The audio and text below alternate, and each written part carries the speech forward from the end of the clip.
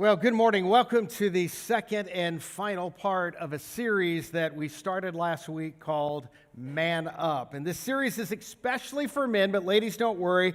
I think you may find it enjoyable as well. But if you missed part one, I hope you'll go back and listen on our website. So just to catch everyone up, last week we talked about something that applies to every man. And this is not just a Christian thing or a church thing. Right? It's really a man thing because every man has made a decision about what it means to be a man. Every one of us has formed some kind of definition of masculinity. So if I ask you, how would you define masculinity or what does it mean to be a man? Most guys would not say, Matt, I have no idea. And I understand that you may not have written it down and you may have never said it out loud, right? But you have a definition. And I do as well, because every man is either consciously or subconsciously trying to live out his answer to the question of how do we define masculinity? We're all trying to define manhood and then trying to live up to whatever responsibilities and expectations we believe come with it. And the truth is, some of us, and I'm not even sure I should admit this out loud, secretly judge other men when we think they're not getting it right, at least according to our definition of right. Isn't that true, guys? And honestly, isn't that true, ladies? We think things like, he needs to step it up. Of course, now, we don't say that to him. We say it to somebody else about him. He needs to step it up, or this guy needs to man up, or he needs to grow up, or he needs to get with the plan, whatever the plan is. So with that in mind, here's the general definition of masculinity we looked at last week. And like I said, there's a little wiggle room here, right, because we're all working through this together. So masculinity is basically a set of attributes, behaviors, and roles generally associated with men and with boys. Now I get it. That's a broad definition. Every guy in the room, every man listening online already has some idea of what those attributes, behaviors, and roles are based on their own understanding of what it means to be a man. But as we discovered last week, masculinity is not nearly as self-evident as we tend to believe. Often we think everybody should be playing by the same rules. But as we saw last week, that's not actually true. Not only is everybody not playing by the same rules, but across generations and throughout history, men have been handed a lot of different rules, which means many of our assumptions about manhood, right, our expectations, our roles, even our definitions, were largely scripted for us. In other words, most of us were raised with or inherited some kind of family or cultural script that told us this is what it means to be a man. Now, maybe that script came from your dad, or maybe your grandfather or an uncle, maybe from your mom, especially if you were raised without a dad. Maybe it came from the culture around you, even from the region of the country that you grew up in. But somewhere along the way, most of us were handed a model, a script, a definition of manhood, right? Real men always, real men never. And that is true for every single one of us. And acknowledging that is important because admitting it helps us move forward. Because that script that you and I inherited, guys, created an expectation, something for us to aim at, something for us to measure ourselves by, a kind of North Star for what we believed a man was supposed to be, right? It became something in our household for us to strive toward. And in many cases, it became something our sisters were taught to look for in a man. Or if the definition of masculinity they were handed was unhealthy or toxic, then it became something they were taught to watch out for. And for some of us guys, that script fit pretty naturally. We put that mantle on our shoulders without much struggle because the version of manhood handed to us by our dads, our families, or our culture seemed to match who we already were. It fit our temperament and our interest, and it even fit us physically. So for some men, carrying that script felt easy because it already lined up with the way they were wired. But for others, right, that script didn't work. It didn't fit. Maybe you watched an older brother or a younger brother struggle with it. For you, the script worked. You knew what masculinity was supposed to look like based on what your family, your culture, the part of the country you grew up in. That script fit you pretty well. But then you watched your brother try to carry that same script, and it never seemed to fit him. He tried to live up to it. He tried to wear it well, but it always seemed right, a little awkward, a little forced, a little unnatural. Or maybe that was your story.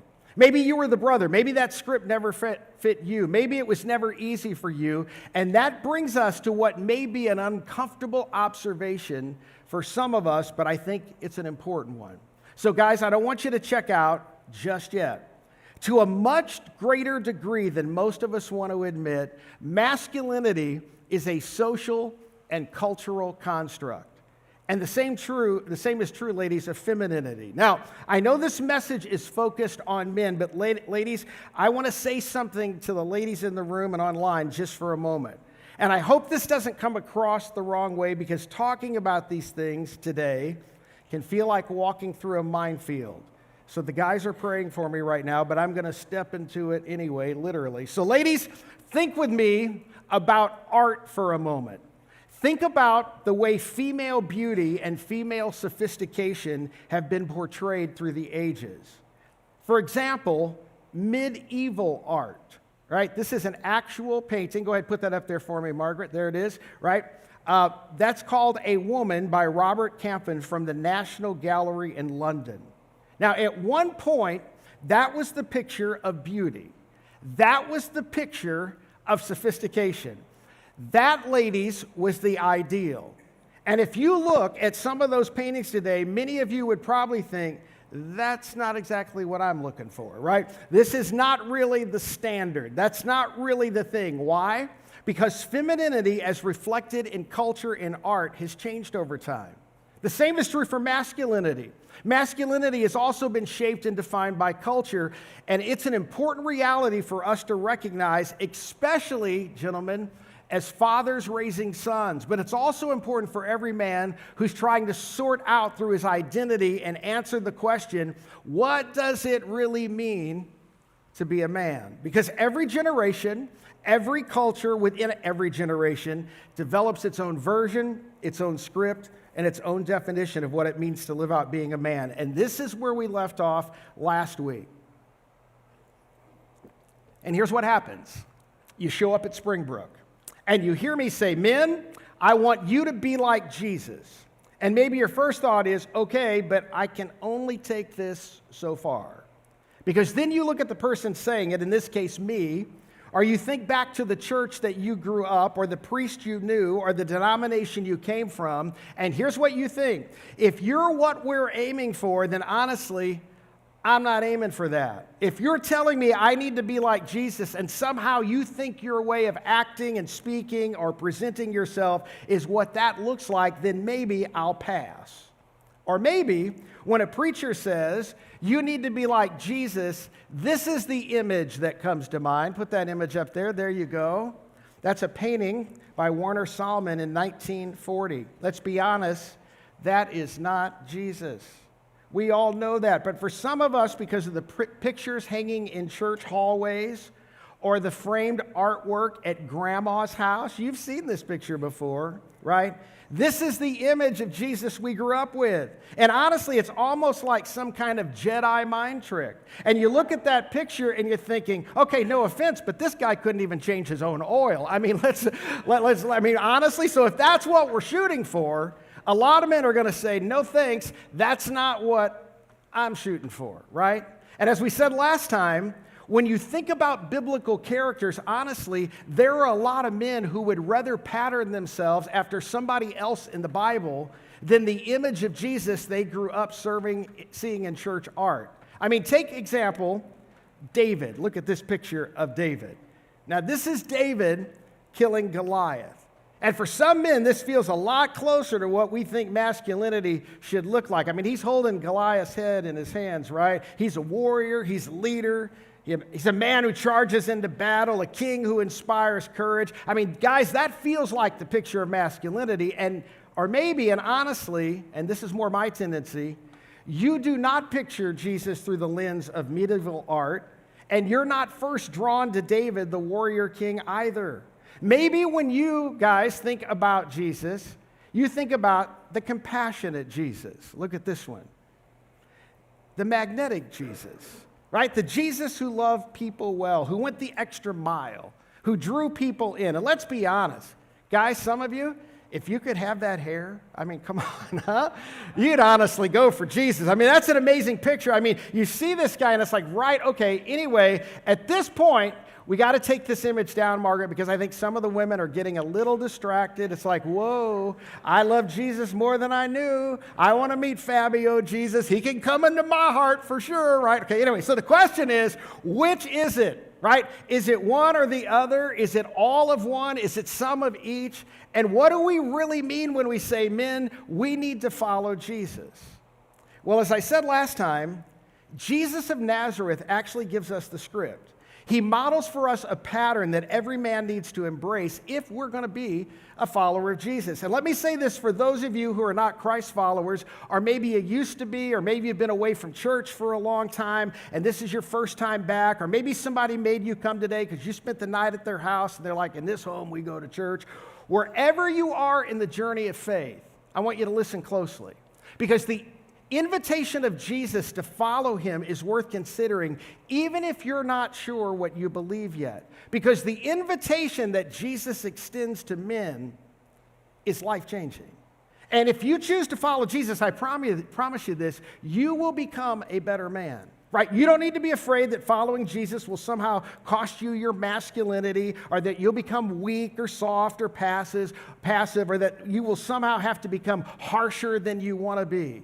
You don't need to fear any of that, because Jesus, the God-man, as we're about to see, models for us the perfect script. And his script rises above the family script. It supersedes the cultural and generational scripts. So there's no reason to fear this, and there's every reason, guys, to be open to it. And even if you're not especially religious, or you're not even sure where you stand with Jesus, I want you just to simply, those of you watching at home and here, I want you to lean in just for a minute. Because when I talk about Jesus, I want to be very specific.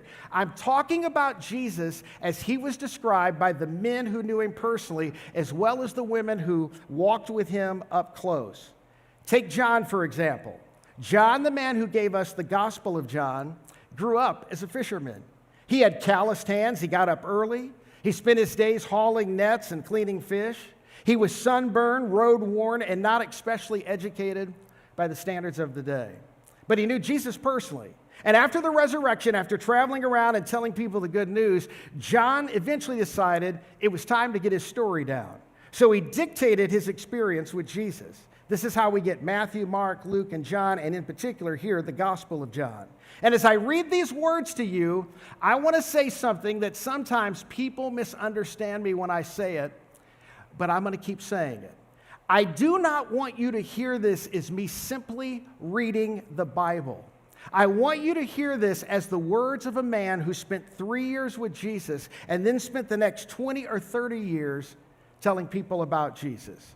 And now John is near the end of his life, and he still is convinced as ever that Jesus is exactly who he came to be, God in a body come to earth. So in that sense, this is not the Bible the way we think about it. See, when John first wrote these words, nobody was thinking, one day there'll be this bound together book called the Bible, right? John was simply telling his story. He was documenting what he had seen, heard, and experienced. And what's amazing to me, and listen, it moves me every time, is imagining John sitting down to dictate his story and wrestling with the question, how do I even begin? I mean, how do you start telling the story of Jesus? I mean, it's definitely not once upon a time. I mean, how do you put that kind of experience into words? How do you summarize a life lived in the presence of the Son of God? And John does something fascinating. Now, in fact, when we read it in English, we can kind of easily miss part of what he's doing. That's nobody's fault. It's just the challenge of moving from Greek, the New Testament, into English. So I want to give you one Greek word here because it carries so much weight, and John makes a point that many of us miss. So here's how he begins his account of Jesus, not with once upon a time, but by going all the way back, almost to the end and the beginning at the same time. I love this. John opens with what feels like the New Testament creation story. He says this in John 1:1. Look up here at the screen. In the beginning was the Logos. Now, in our English Bible, that word is translated word. So John writes, in the beginning was the Word, the Greek word is logos, and the word logos was with God, and the word logos was God. Now, for many of us, that may sound poetic, but in John's world, this was a showstopper. And here's why. Several hundred years before Jesus, when Greek philosophy was shaping the way that people thought about the world, remember there was Socrates, Plato, Aristotle, and the philosophers who came before and after them. The Greeks had all their gods, of course, the whole pantheon, right? But the thoughtful philosophers had begun to realize that these gods did not really explain reality because they looked around and they saw things like virtue and wisdom and justice. They recognized that truth exists, and none of those things really matched the character of their gods. See, their gods were impulsive, lustful, manipulative, power-hungry, unpredictable, and always fighting. See, basically, their gods reflected the worst part of humanity. And the reason is because they had been imagined by humans. So the philosophers concluded there had to be something beyond the gods or behind the gods, something deeper, something that gave structure and meaning to reality. They didn't know exactly what to call it.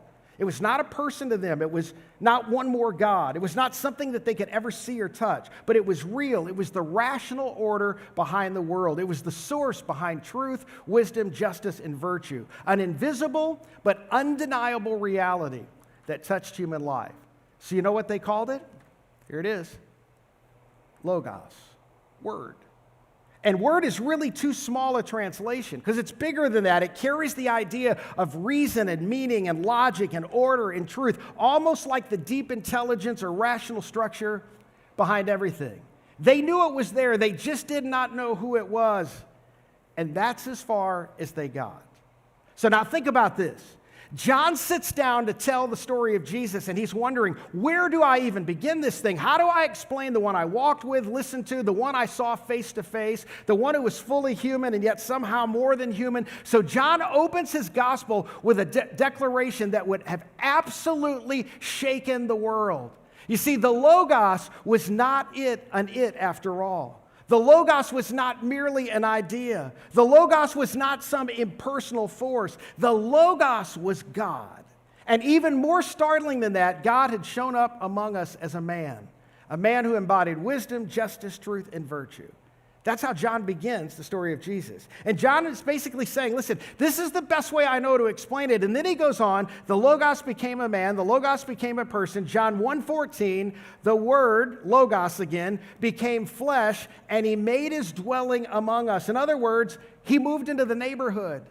He camped out with us. This was not ethereal or just religious language or some vague spiritual experience. John is saying, no, I'm talking about a real person. Right? We walked together, we ate together, we did life together. And John says, we have seen his glory, not in a dream, not in a vision, not as some mystical impression. He's saying we physically saw his glory, the glory of the one and only Son who came from the Father, full of grace and truth. And don't miss that. John does not say Jesus was a balance of grace and truth, as if sometimes he leaned one way and sometimes the other. No, he was fully grace and fully truth all the time. And John's saying to you and me, listen, I saw it up close. I camped with him. I gathered firewood with him. I fished with him. I hauled nets with him. I mourned with him. He was like anyone I'd ever known. He was fearless. See, John would say we were intimidated by the priests. They controlled so much of our standing, our future, our place in society. But Jesus was never intimidated by them. See, John was there when they walked into the temple. Remember this? And Jesus started braiding something together. At first they thought, what's he making? And then suddenly they realized it was a whip. Remember the story? He starts turning over tables and creating that glorious chaos in the temple. He wasn't afraid.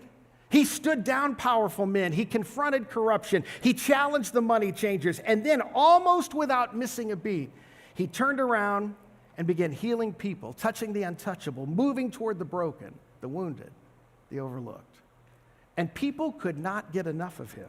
John would say this, he was nothing like us and people loved him. And we were nothing like him, and people weren't always so sure about us. But they were drawn to Jesus. Man, there was something about him, something dynamic, something powerful, something catalytic, something gentle, something strong, something fearless, something kind. And John is saying, I don't even know how to fully explain it. And then as he reflects on that, he turns and says something to men, really to all of us. John says this in John 1:4. In him was life, and that life was the light of men. In other words, his way of life lit the path for men. The life Jesus modeled showed men what manhood could actually look like. He became the light that shows us the way. So let me change gears for a moment and ask you something. Now, don't raise your hand or point at anybody. Have you ever watched a man get lost? Don't point. And I don't mean lost in the grocery store. That happens all the time. Rachel is sitting in the back. She would tell you that if she sends me into the store, there's a very good chance, and she's shaking her head, that 10 or 20 minutes later, she's going to get a text from me that just says, where? Because somehow I can't find what I went in there for. Right? So if you see me aimlessly walking in Meijer, that's what I'm doing. And I'm not talking about getting lost on the way to the theater, right? I mean, have you ever seen a man get lost in life? Maybe it was your dad, right? You can't explain exactly when it happened, but somewhere along the way, he just got lost. I mean, you knew where he was physically, but somehow, right, emotionally, mentally, relationally, even directionally, he was just lost. Maybe it was a friend. Maybe it was a brother. Maybe it was you. Maybe there was a season in your life, if you were honest, where you'd have to say, I was lost. And I don't necessarily mean spiritually lost, as in far from God. I mean, life was just not working. Things weren't coming together. You couldn't get your footing or find your way. You were moving, functioning, working, showing up, but inside, right, you just felt lost. Maybe that's where you are right now. And honestly, that's more prevalent than most men want to admit. Ladies, I know you can appreciate this too. But men in particular are often raised with a script, listen, that says, you are enough. You've got this. Figure it out. Handle it. That's the script. So when something is off on the inside, right, guys, we don't usually talk about it because we're men. We're not supposed to talk about that kind of stuff. We're supposed to manage it, push through it, keep moving. But sometimes while everything on the outside looks like it's still in motion, right on the inside, you just feel lost. And from the outside, right, it seems like we have so much going for us. It looks to others like everything is in place. And yet, we're in that place where it just feels like everything could fall apart at any moment. And most of the time, things don't fall apart all at once. They just slowly drift. Years go by, expectations pile up, regrets pile up, pressure builds.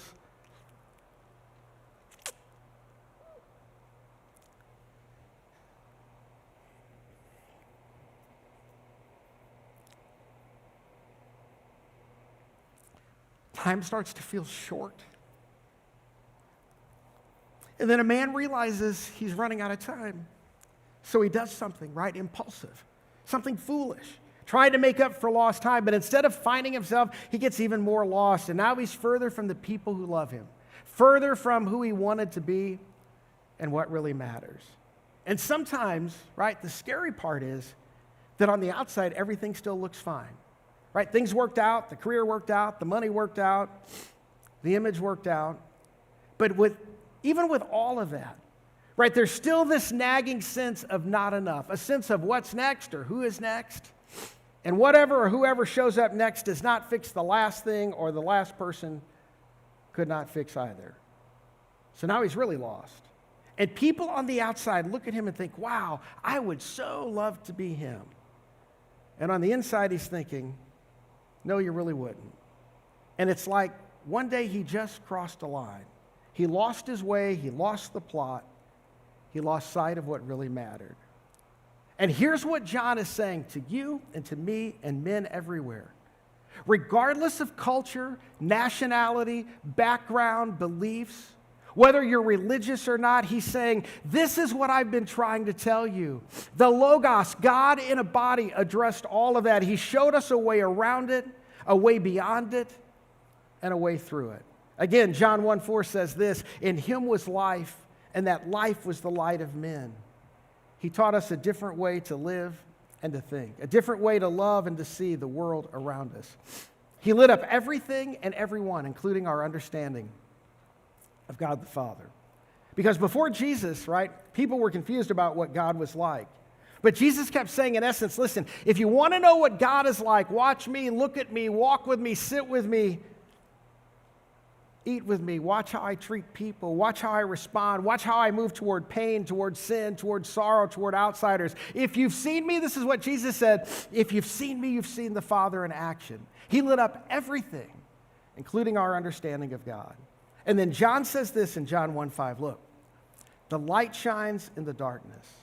The light, Jesus, the Logos, shines in the darkness. And John might say, and sometimes that light was so bright, it exposed how wrong we were and how often we misunderstood him and how often we thought we understood when we really didn't. And yet, even while he was exposing us, he kept loving us. And sometimes that light was so bright it felt threatening, and sometimes it was disorienting, because he said things like, the first shall be last, and we're like, wait, what? Nobody wants to be last. And Jesus is basically saying, then you'll never understand what it means to be first. And then he would walk away, and we'd just stand there thinking, what did he mean by that? But in the end, John would tell us that Jesus, the light of the world, the light of your life, the light of men, carried that light straight into the darkness of Jerusalem, knowing exactly how it was going to end. He marched that light straight into the darkness of Jerusalem where the religious leaders were already plotting to kill him. And John would tell you, we followed at a distance. We could feel it coming. We knew this was not going to end well, and it didn't. And then it did. Everything changed. And the darkness has not overcome it. It didn't overcome the light. It did not overpower it.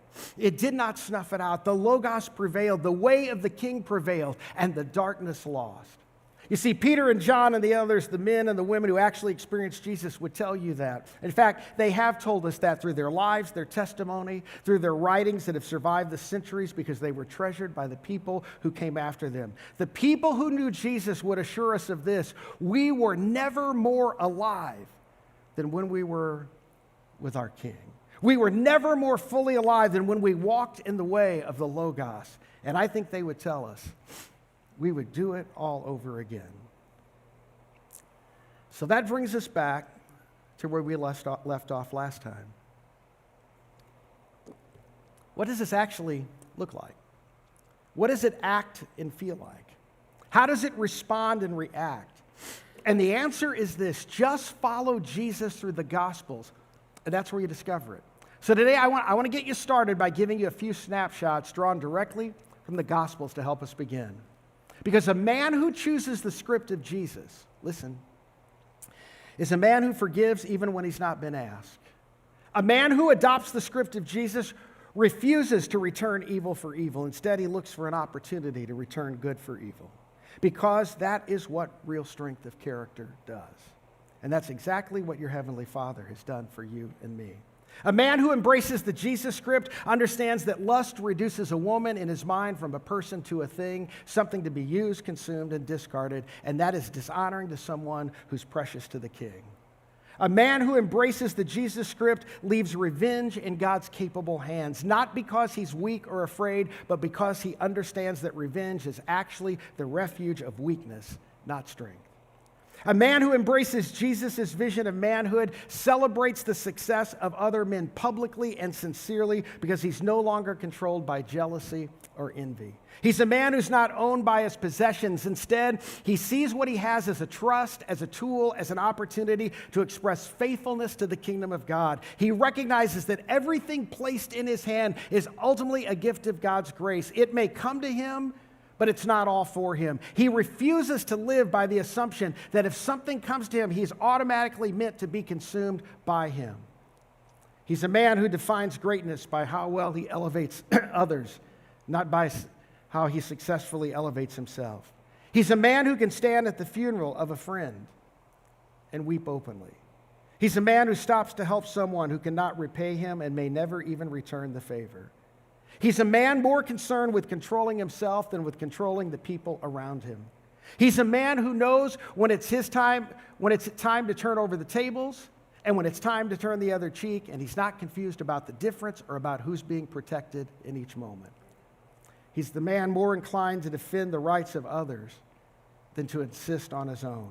He's a man who tells the truth, regardless of the consequences. He's a man who's angered by the mistreatment of others and yet is not easily shaken by trouble when it comes his own way. He is a man who ends each day with a clear conscience before God and before the people around him. This is manhood.